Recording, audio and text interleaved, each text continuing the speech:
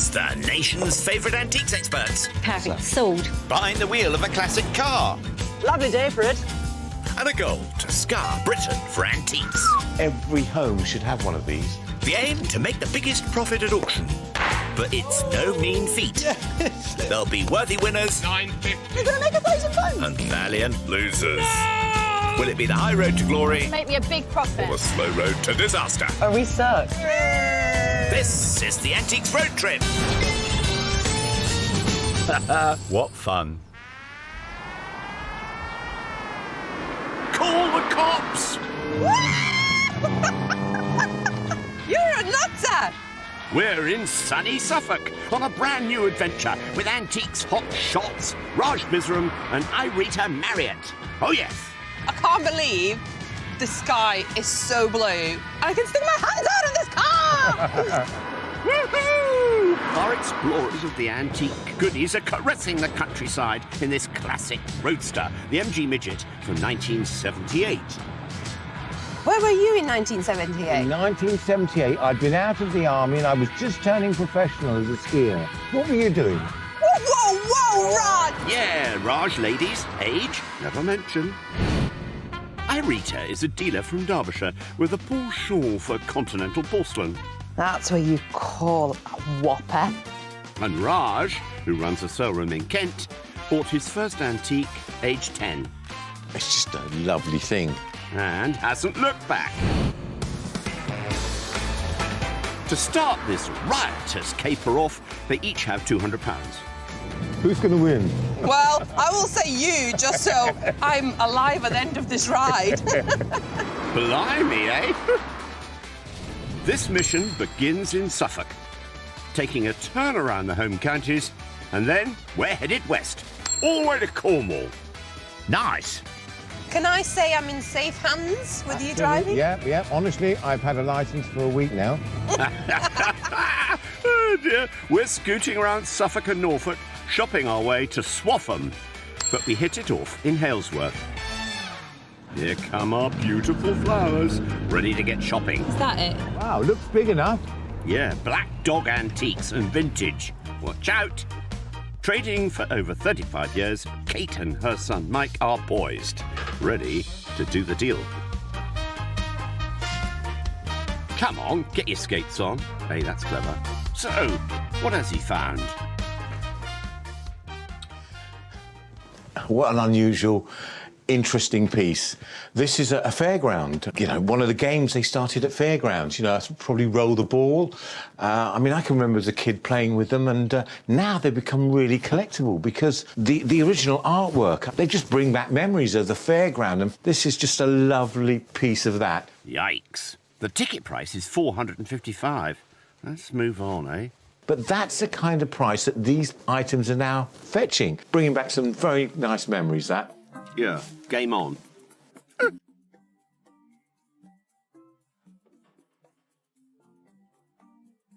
I mean, you know, stoneware, when you get it in this form and this shape, is really lovely. I mean, look at him. He's got a lovely face. It is really, really, really damaged. I mean, dread to think what's actually going on inside there, but I have to say, I love it. I think it's just absolutely gorgeous. It's the damage that worries me. Doulton, big name, stoneware. The fellow's ticket price? £55. Chips and all.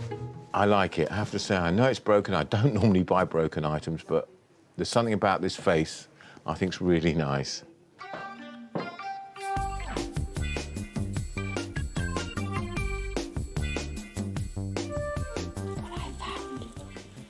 How cute is this? That is adorable. Imagine that on Christmas morning for a child, waking up to it. That would have made their day. Most of the toys these days are made out of plastic. Kids use them, they get thrown away. But this is a way of recycling. It's very, very green. Why would you want to buy a brand new one when you can buy one of these? Come on, hop on. Go on, pop in. He's such a baby. Well, it suits you. Yeah, you know, well, it's just the right size for you. I like the GGs, but usually the bigger ones than that. You two, honestly. This is rivalry with a capital R. Samplers, what can I say? They are amazing pieces of social history. They just make me wonder, what were people doing? What were they actually portraying in their samplers? The main reason for actually making samplers was the fact that the girls had to provide the skill of being able to sew. And this was their proof. This was like their exam. It is such a lovely thing. And I quite like the subject. What is it? £25? That's no money, is it? For something that is, what, 100 years old? I mean, it's not dated, but I would guess this is from early 1900s, so it's a proper antique. Right, I think there's a deal brewing. Mike? Gird-y loins. Right there. Hello. What do you think of my choice? Very nice. Well, it's priced at £25. I think 20 would probably be a fair price on that, to be honest. Okay. It's a great price. Here is your whole entire £20. I shall pop it there. Treasure it well. I will. And I shall treasure this. Thank you. Thank you. Have a good one. Well done, Irita. 180 smackers left. Sunshine. Come on, Raj. Get spending. I mean, here's something. If this is the right price, I could buy this. These industrial little cabinets, you know, that you used to see in factories, you know, in the 30s, 40s, 50s. These have become highly collectible now because people actually use them. And this is a nice small one. So again, if that's the right price, that's got to be a possibility. It doesn't have a ticket price. Anything else? You know, and I'm looking for things that I think, you know, even if it's only a small profit, I can get a profit out of it. I mean, these are, you know, they're good sellers. It's a mannequin, basically. What I like about it is it's a little bit different, you know, with this metal skirting, etc., etc. And I think this is a saleable item. The mannequin has a ticket, but no price. Let's find owner Kate. Hello, Kate. Hiya. This is a great shop. 3 items Yeah. I've seen. The mannequin with Yep. the stand. Yep, that's- What's the best on that? 35? OK, I'm just going to park that for the moment. Also, I don't know why I like this so much because it's so damaged, but I love the flask. But it's very badly damaged. It is badly damaged, hence the price, £20. £20, OK. And the third thing is an industrial metal unit, one of the old factory metal pieces. Yeah, I know what you mean. 48 on that. 48. That's a total of £103. I'm going to put an offer in, actually, for all 3. I wondered whether you could do the mannequin for 25, the flask for 15, and the cabinet upstairs for £30. Yeah, OK. You happy with that? I am, yep. We've got a deal. Excellent. Blimey, he doesn't hang about, does he? 3 lovely buys, all thanks to the even lovelier Kate. Raj now has £130. Irita, meanwhile, has headed east to Lowestoft and to Ness Point, Britain's most easterly point. At the turn of the last century, during the region's fishing industry heyday, hundreds of vessels would set sail from the town's port. Wooden ships called smacks were the local trawlerman's craft of choice, designed for the steep, short waves of the North Sea. But one chapter of Lowestoft's maritime history is the role local fishermen played during the First World War against the might of the German Navy. Local John Wilson wants to share the story of the Great War's forgotten heroes. Hello there, John. Hello, Rita. When you stand at a headland like this, is wonder what lies over the horizon and what happened in the past. In 1913, Lowestoft had the largest fleet of smacks, a type of wooden fishing sailboat. 340 graced the coast, making this port an obvious target for the German Navy. Britain had blockaded Germany, but as the war did not end as quickly as Germany and everyone had hoped, Germany decided to starve Britain into submission. And this involved sinking our merchant ships, bringing food in, but it also meant attacking the fishing fleets. U-boats preyed on the fishing smacks. They would surface alongside a smack, order the crew into a lifeboat before blowing the vessel with dynamite. 49 Lowestoft smacks were sunk in 2 months. The losses were such over here that the fishermen clamoured to have defensive armament, and the Admiralty eventually agreed to arm some of the smacks. Known as special service vessels, a small number of smacks were fitted with a concealed 3-pounder gun to attack any approaching U-boats. John runs a trust, keeping the only remaining Lowestoft smack afloat. The Excelsior, built in 1921, didn't see action but is constructed to the exact spec to those that did. The Admiralty were looking for the most experienced Lowestoft smacksmen to man these vessels, because they had to carry on fishing but at the same time be ready at the drop of a hat to tackle a submarine if they had the opportunity. The men on the boats, they weren't actually trained, weren't they? They were volunteers. Yes, they were volunteers, although the gunners were trained to use the gun, but the rest of them had to continue fishing. So you've got this extraordinary situation where you've got 19th century wooden sailing vessels versus the latest 20th century technology. A most uneven conflict. It certainly was, but the smacks were wily. After every engagement with a German submarine, they changed their name to prevent the enemy knowing which vessels were armed. But the smacks had one big disadvantage.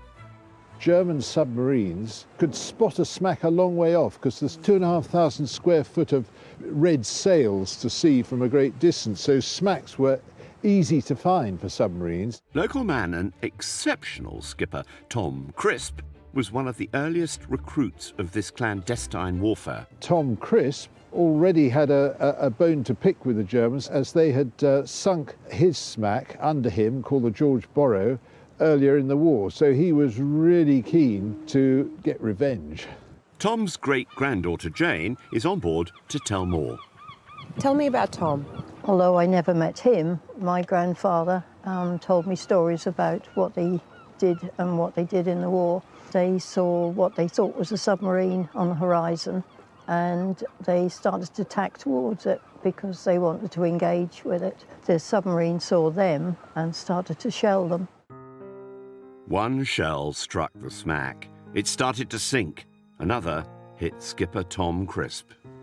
Obviously, he was dying, and so what they did is they took him from the tiller, propped him up with the gun, and he kept the boarding party from the submarine away so that the crew could escape. And they got the small lifeboat out, and my grandfather, who was only 16, said goodbye to his father on the boat and then jumped into the lifeboat. I can't imagine what that felt like.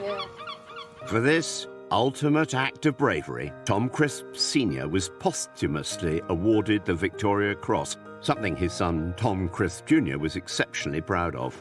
And on his wedding day, he wore his father's Victoria Cross as a memory to him. I have the Victoria Cross, and as you see, it's got a blue ribbon. The blue ribbon signifies it's for services for people who are at sea, so naval personnel or seamen. And there isn't many people who have the blue ribbon. Mostly they're red, which are military. Well deserved. Very well deserved. It's a very personal story to you, but what does his legacy mean to the local community? I hope the local community do remember him, because his life was for Lowestoft and to help support Lowestoft and protect it. During the darkest days of the Great War, Tom Crisp's bravery bolstered morale. Luckily, the careful preservation of the Excelsior means that Tom and the fleet of fishermen who took on the German Navy is a legend that continues to be told.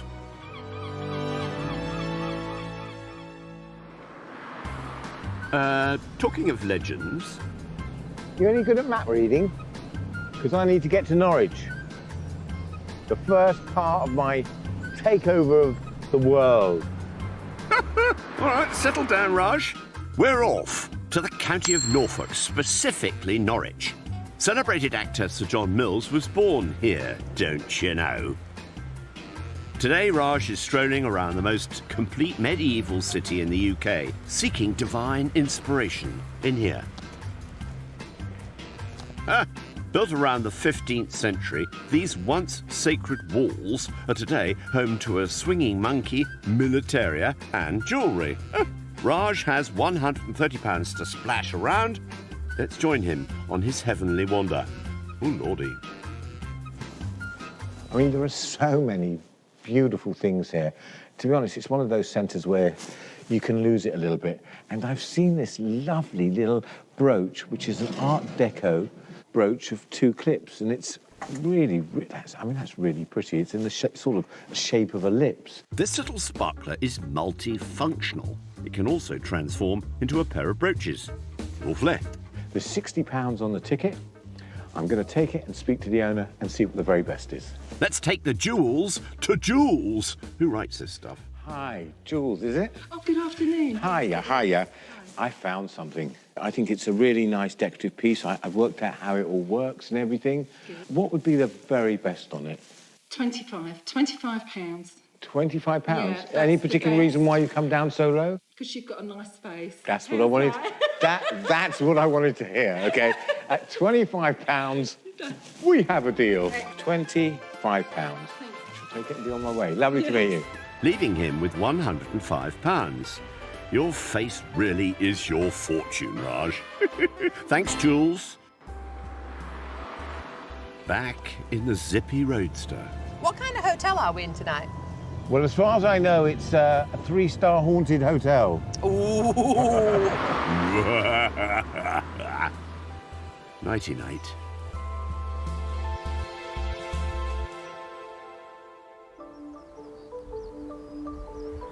Next morning, Irita's in charge of the wheel. You know what? I never thought I would spend my birthday like this. But it's even better than I could ever imagine. 21 again, Irita. Yesterday, our birthday girl took it easy dishing out the dosh with the one buy of the late 19th century woolwork sampler. It is such a lovely thing.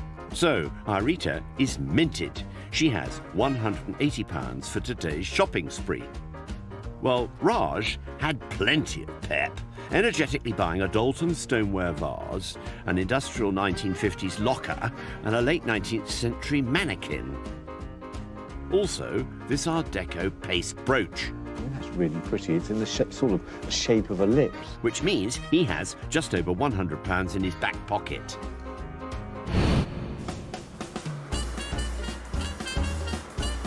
Right, back to it then.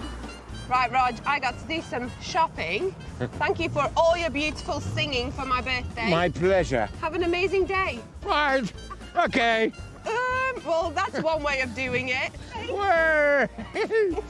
Have a lovely day. Happy birthday. Thank you. What can I say? Go! See you later. Very Dukes of Hazzard, this. We'll catch up with Raj later. Today, our partygoers are swanning around Norfolk, but with her buddy dropped off, Irita's pointed to Harleston. The Corn Exchange has been here since the mid-18th century, now a heart of trading for the antique lover. Perfect for our birthday gal. There's a squad of dealers in cornucopia, and it's crammed with delights everywhere. Even a girdle and suspenders. Ooh. She's got a wad of cash. What will she find? Oh, look. The little gavels. They're little gavels, auctioneer gavels, as salt and pepper. I mean, that is cool. If you're an auctioneer, surely you have to have one of these. I kind of feel like this is one of those things that you just have to buy. I've never, ever seen any. I mean, don't get me wrong, the quality is not amazing. It's brass and wood, but it's the novelty aspect of them that is just fantastic. Novelty sells. They're priced at £29. That's one possibility. What else can I spot? Blue and white. When you see blue and white, the first thing you think about is Oriental. You just can't help it. And this doesn't disappoint in that matter.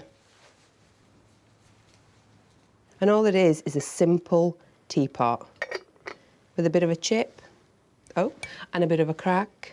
The good thing about this is that the actual body of it is in good condition, and it has a character mark on the base, which indicates that it was not made for tourist market. I think, for my money, this was made not for tea, but for sake, an alcoholic drink often served warm and served out of little pots like these. Let's crack on, shall we? I like that. That appeals to me. An Oriental market is very, very strong right now. Good value for money. That's what I would say about that. Another option. Gathering momentum, Irita. Feel like buying some bling today, you know, with it being my birthday. Why not? Yeah, go for it. What's this then? People like birds. True. People love pheasants. When it comes to jewellery, when you got a mix of enamel and gold, it's usually quite good news, don't you think? You're so right. We got a tiny little brooch. How stylish is that? So the bar is actually 9-carat gold. Pheasant looks like it's 18-carat gold. Oh, price, please. Yay, £160. Can I get my violin out and say, it's my birthday, give me a discount? Well, you can try, girl. Let's find the man in charge. Charlie?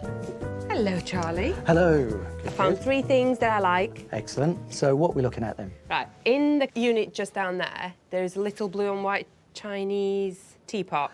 Yes. Yep. 20, Another one. 25, I think. 28 it was marked up. 28, right. Yeah. Then in the same unit, there's little gavel pepper pot and salt. Yep. What could those 2 be, please? So I'll be looking at 35 for the 2. OK, so that's fine with me. Good. That's a yes, so I'll Okay. have those 2. And the £160 pheasant? I know the dealer would go down to 90, but that would be the I'll say yes. maximum lowest. You sure? I'll say yes. I'm getting my money out before you change your mind. Along with the gavel cruet set for 20, 15 for the Chinese teapot, we have a grand total of £125. What a girl. A legend. Thank you. Thank you. I really, really appreciate it. You're very welcome. Irita's got £55 left. Meanwhile, Raj is bunking off buying antiques. He's in the town of Thetford. He's come to hear a tale of royalty, riches and intrigue, about a princess who risked all to save the lives of strangers. But this incredible story starts with her father, the last king of the Punjab, Maharajah Doulton Singh. Local historian Peter Bance has researched the family. Hello, Peter. Hi, Raj. I see you found the statue. How did such a magnificent statue end up here? Well, the Maharajah is greatly associated with Thetford. After being deposed from the seat at Lahore in the Punjab, effectively he was exiled to England. Doulton Singh was just a young lad. He'd sat on the throne of the Sikh kingdom when the Anglo-Sikh Wars took place and the Punjab was annexed to British India. With his kingdom taken, he was imprisoned and then exiled to Britain. He was invited to the court of Queen Victoria and he became a favourite of the Queen and invited to every royal function, every wedding, every event of the day. Young Doulton Singh lived the life of an English aristocrat. Not only befriending Queen Victoria and Prince Albert, he invited high society to extravagant shooting parties on his 17,000-acre estate near Thetford. Got married? That's right. He married a half German, half Abyssinian lady called Bamba, and they had 6 children, 3 sons and 3 daughters, and many of the children had their own legacies. But the story of his second daughter, Princess Catherine, is an extraordinary one. So this is the exhibition room, which has been dedicated to Princess Catherine. The goddaughter of Queen Victoria, she was introduced to high society at a debutante ball at Buckingham Palace. Had she met Queen Victoria before this? Oh, countless times. They would have been brought up with the royal household. Her siblings had been baptised at Windsor, and they would have made numerous trips to the palace throughout their life. But Princess Catherine had the courage to live her own life and didn't want to be part of the aristocracy. She attended Oxford University in 1890. And here we can see Princess Catherine with her fellow students at Somerville Hall, which was a ladies' college at Oxford University. She's surrounded by pioneering women who went on to become social reformers, educational reformers, and women that were involved in the suffrage movement. Princess Catherine also became an active member of the women's rights movement. Well, she was a suffragist, not a suffragette, so rather than being from the sort of fanatical wing, she was more active in raising funds for the movement, campaigning, going to hold bazaars, creating an awareness about women's rights and the right for women to vote. And she was a forerunner in this campaign and led from the start. In 1928, all British women over the age of 21 were granted the right to vote.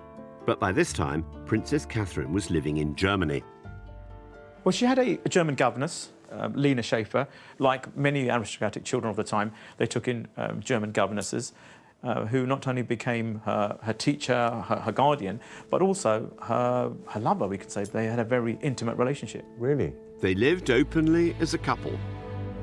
Catherine, a South Asian young woman with a devout belief in feminism, was unafraid to reveal her sexuality. But the start of the 20th century was a tumultuous time. In the 1930s, the Third Reich became a regime in which Germans enjoyed no guaranteed basic rights. Minorities were targeted. Her friends and her colleagues told her to leave. It'd be safer for her because she was of Asian origin, but also her sexuality. But she refused. She refused to leave. It's only after Lena died in 1937 she actually thought, well, maybe now I should be thinking about coming back to England.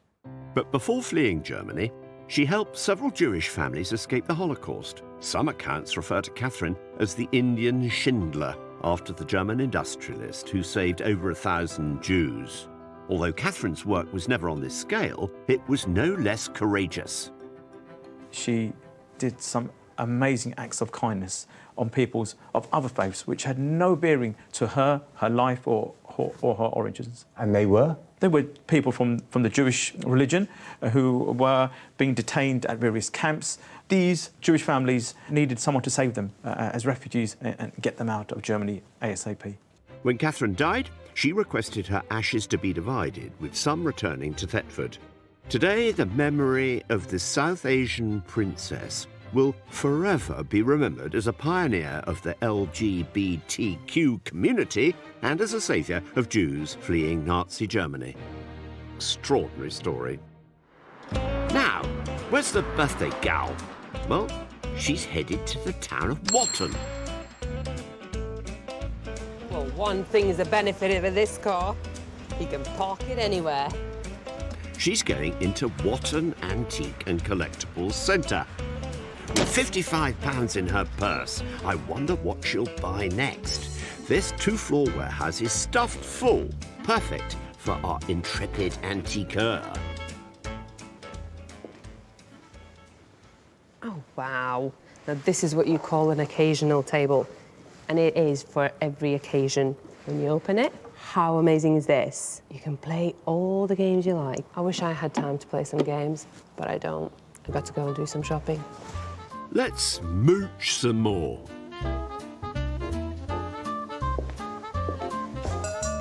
Pure crystal.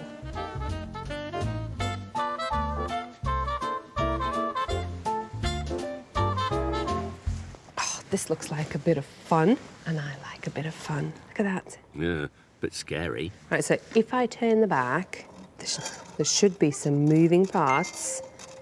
Look at that, the hand moves. The mouth moves, the little clock moves. A good joke. I wonder what was the joke that they're actually telling there. I wish I would know that. He's clearly the one telling the joke and the other one's pointing and laughing. That's me and Raj this morning in the car. Nah, nobody laughs at Raj's jokes. Automatons have been around since early 1600s, and it's basically a self-controlling, one single mechanism that makes a picture move. This is rather a simple version of one because there isn't a lot of parts moving, and to me it looks a bit folk arty, but the big ones, oh my, are they incredible. They can be up to 6,000 pieces that are all moving with one mechanism. What is special about this is it's just unusual, and unusual sells. And I hope the joke isn't on me. So, while Irita goes off to find a dealer, let's find Raj, who's just down the road in Swaffham. Howard Carter, the chap who discovered Tutankhamun, spent a lot of his childhood here. Let's hope Raj finds some buried treasure in this lovely establishment. This family-run business has been on the go for the last decade. Every shelf in shabby tat is filled. Just look at those Teds. Just over £100 to spend in here, Raj, and good luck. Now, where are my profits coming from? Oh, dear.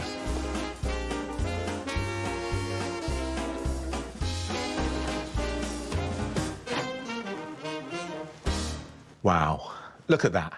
That is one of the finest pieces of porcelain that you will see, and it's done by a factory in Northern Ireland called Belique. And this is one of their early pieces. I mean, this piece alone is around £1,000. Absolutely delicate as anything. And it's a little bit pricey for me, but I absolutely love it. Yep, nice thing. Now, what about his chum in Watton?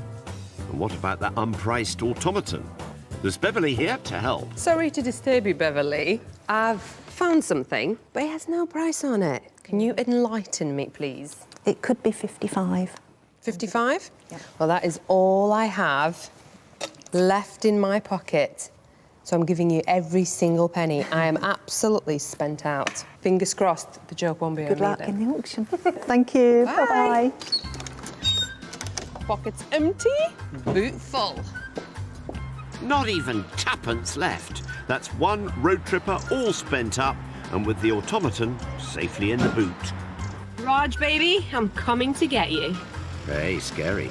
How goes it in Swaffham? This is a really interesting lot. Underneath this table, I've just pulled out this little case. It looks absolutely nothing. I mean, it just looks like a little old leather case. But what's interesting is, on the front here, is the Queen's stamp, and it's got ER. And then if you open it up, it's got an invitation, Majesty the Queen. And what have we got here? We have got a bill of receipt for what looks like this case, sold in 2015 in America, with an estimate of $200 to $400. It says here the winning bid is $3,840. It's priced at £95. The proprietor is Lee. Let's find out more. Hi, Lee. Hi, Raj. I found something. What have you got? OK, I found this little briefcase here, which is, ER marked. Do you want to tell me anything you know extra about it? Picked it up from a pub over near Sandringham. Funny enough, I've got another one. You've got another one? Yep, it's just down there. Not sure the Teds are happy about losing their seat. There we go. A matching pair. Yeah, they are a matching pair. This one's a little bit tattier, isn't it? Yeah. Is it buy one, get one free? I could probably do a deal on that one. Could yeah. you? Yeah. OK, what can you do the two for? I'll do 45 for the pair. I'm not going to argue with that. We have a deal, Lee. Thank you very much indeed. Excellent price for the pair of Queen Elizabeth II document cases. Thank you, Lee. They're unusual. They are unusual. Thanks again. Well Great done. shot. Thank you. Great Bye-bye. shot. Back together now. Woohoo. Party hats on. This is becoming rather unexpected. It's an amphibious vehicle now.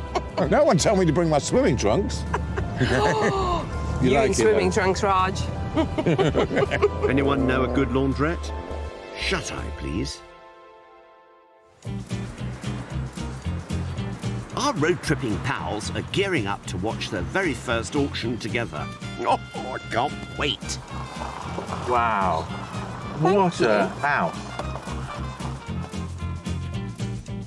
Built in the 16th century, Madingley Hall was once the residence of Queen Victoria's son, Edward, Prince of Wales, while he attended Cambridge University.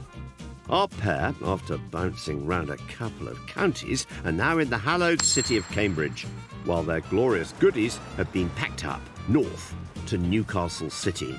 To auctioneers Thomas N. Miller, the man with the gavel is Guy Macklem. I wonder what his fave is out of Irita's 5 lots that she blew every single penny of her £200. think the automaton box has the potential to do the most today. It's an interesting piece and they don't turn up at sale rooms very often, so hopefully this will do well. Raj also bought 5 lots, totalling a little bit less, £140. Thoughts, please, Guy? The stainless steel storage box will have some appeal. Industrial items are selling well at the moment. Now, back to some Tudor grandeur. You ready to do it? I was born ready, Raj. I'm too Okay. excited. Here we go. First Here we thing, go. first auction. Yes, it is. Raj's Doulton stoneware flask with chips. I bid £25 for it. Is there any advance of 25 for the Doulton flask? Take another £5 bid, surely. At 25 against you all in front. I've got 25 here. 25 it, it's on the net. Well, it's a profit. Well, short and sweet. Yeah, short One and way sweet. of doing it. I'm happy. It's a small profit. The pennies make up the pounds, Raj. You like it to be in 3 figures, don't you? Your turn, Irita. It's the late 19th century woolwork sampler. 30 bid, 35, 40 offered. At £40. This is your last chance. You need to be quick here. At £40, click the button if not. At £40. Click the button, he says. You doubled your money. It's a done, good start, Raj. isn't it? Yeah. Never a truer Irita. You're in the lead. You don't like to lose. I know you think that. That's the impression I give. Really, inside, I don't really care. Okay, whatever. Yeah, right, Raj. You're next with the late 19th century mannequin. And I'm bid 65, 75. What? Now it's 80 bid against you. I'm afraid it's still going forward. £80. It can be back to you for 85 if you wish. Fantastic. £80 against you. Well done. Any interest in the room now? I'm pleased with that. Then. Final chance. You're all out here. Amazing You're out prize. online. At 80 hammer. Last call. A stylish leap into the lead for Raj. Great result. That's fantastic result. I Well can't done. complain. I can't complain at that. Irita's turn now with the novelty auctioneer's gavel cruet set. They're just very cute. And it's nice to find a pair. I'm bid £40. Yes! Is there any advance at 40? There you go. Straight in there. £40, take 5 surely now. Any interest in front for the lot then? I've got a buyer at 40 on the internet. At £40, this is your last chance. Yes, it's a profit, but it's a one-bid wonder. Well, that's the way it goes. That's called a maiden bid. And that profit is not enough to nudge in front of Raj either. A profit is a profit. I'm happy. Raj next, the industrial 1950s box. It's the London look. It is. Yeah, London loft look, isn't it? I've got 25 first on this screen next to me. Well Come on. Any advance of £25? Come on, keep The going. Come on. The bid, surely. The London youngsters are not there. 25, last chance. Someone's nabbed the London look for a song. I just lost a £5. Oh, what's fiver? Come on, Irita. Can we brew up a biggie profit with the sake pot? I'm not that hot on Chinese porcelain, but there was something really nice about it. It had really nice feel. And I'm bid 15, 17, 20. Ooh. Is there any advance at £20 for the lot? At £30 off. 30? Is there any 30? advance at £30 Yes, for the you've lot? Then doubled final up. chance internet. At £30, you're out. Well done, you doubled up. Slow and steady wins the race. £15 turned into 30. Yep. That's okay. Hey, which way is it gonna go, Raj? Not a clue. The sparkling Art Deco brooch from Raj. You know what my biggest worry is? That this is gonna go to sale room and somebody will have tested it and say, it's all diamonds. Not a chance. Can you imagine it? And I've got 10 bid. I've got 12 bid in the room. Someone likes it. Come along. 12 to a lady bidding here. I've got 14 bid against you. Go on. 16. Keep going. I've got 18 bid. We're up to 20. Yay! You're getting there. Advance at Come on, 20. come on. Take 5 to another bidder now. 20 on this screen next to me. All Go done. on. Any Keep advance going. then? Another loss. 17. Keep going. At £20, we sell to the net. Oh, Raj. Yeah, another loss, another loss. Well, Aw. maybe I'll stay away from jewellery from now on. Come on, it's not that bad a loss. I liked it. I really liked it. I know it was made a loss, but it was really nice. Well, it's Irita's gold pheasant bar brooch next. Watch out. I'm so nervous, Raj. Why? Because this is my biggest spend. That's Is it? nearly half half of my money than I had. What are you bidding? I've got 45 here, but I've got 50 here, 55. Here we go, it's going, come on. Oh my. 62 yes. But I've got 65 against you, madam. 70 waving. Madam that likes it. But I've got 75 against you. That's 75 against you, 80 bid standing. Yep. Who come along, internet? Slowly and steady. Here we go. 90 bid, it's in the room. Keep going, internet. At £90. 95 offered. At £95, 100 bid. My hand's shaking. But I've got 110 against you. At 110, 120 is bid in the corner. 120? At 120, but I've got 130 on this screen. Lovely. £130. At 140 offered standing. At 140. Oh my God, has he got 140? At 140 standing. Internet is out. Your last call, internet. It's 140. Well done, well done. Oh, thank goodness for that. You can relax now. I can relax you did really now. Well. I can breathe. Fantastic, what a profit. The biggest priced item and the biggest profit so far. You're in the lead, girl. Now I'm in the back seat now. It's all right, Raj. I'll drive you around. Your last chance, Raj, with the pair of Elizabeth II original document cases. And they have provenance. Provenance cannot be beaten. I know. Look at that, 50 bid. 5 is Profit. I'm in a profit, I'm in a profit, I'm happy. At £60 bid. Bids on this screen at 60. At £60. Straight in, Raj. Small profit, that's good enough. 65 is bid. Come on, keep going. Document as well on the original bill of sale, and I've got £65 offered all done. Are you bidding internet now at £65? This is your last chance. I would have thought it made twice that. £65 we sell. I'm okay with that. A profit is a profit. Worth a try. Not what you had in mind, though, Raj. I honestly thought those cases will make twice that money. I mean, that's the beautiful thing about auctions is you never ever know, right? You never ever know. Yeah, let's dip our toes into the unknown and with the final lot, Irita's musical automaton. But this item is fantastic. Do you like it? I really do, and I think this is going to make at least 150, maybe up to 250 pounds. Wow. Honestly, these are quite rare. And I've got 170 pounds. Yeah. But I've got 180 pounds bid on the net. Take another 10. Lovely.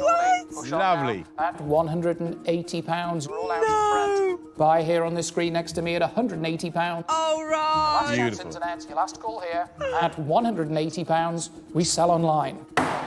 Fantastic. Goodness, that's amazing. Well done, well done. I mean, it was a fantastic thing. Hey, I need to do my dance. Okay, do your dance, do your song, and then... Whoop, whoop. What a showstopper. Magnificent result, Irita. Oh my, I can't believe it, Raj. That was an amazing profit, and it was worth it. It was worth every penny of it. Raj began with £200. After auction costs, he made a bit of a profit, giving him £236.30p. While Irita, also starting with the same wodge, made, also after costs, a huge profit. Irita now has £352.60. Congratulations! Well done, Irita. Our first auction's over. You can relax now. You've gone in front. I'll just go and dig myself a hole and bury myself. Next on the trip, it's petit déjeuner on the move. Bellissimo, baby. Irita calls a friend. Can I have some help with Raj, please? He's completely out of order. And Raj finds a new one. Well, some good company at last. And where are we off to?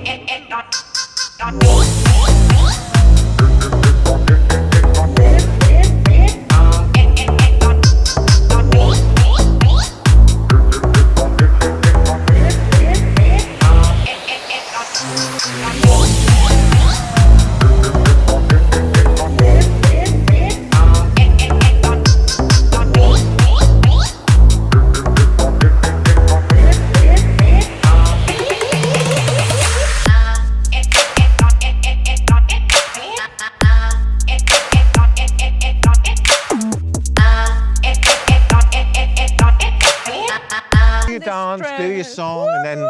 Whoop, whoop. What a showstopper. Magnificent result, Irita. Oh my, I can't believe it, Raj. That was an amazing profit, and it was worth it. It was worth every penny of it. Raj began with £200. After auction costs, he made a bit of a profit, giving him £236.30p. While Irita, also starting with the same watch, made, also after costs, a huge profit. Irita now has £352.60. Congratulations! Well done, Irita. Our first auction's over. You can relax now. You've gone in front. I'll just go and dig myself a hole and bury myself. Next on the trip, it's petit déjeuner on the move. Bellissimo, baby. Irita calls a friend. Can I have some help with Raj, please? He's completely out of order. And Raj finds a new one. Well, some good company at last. And where are we off to?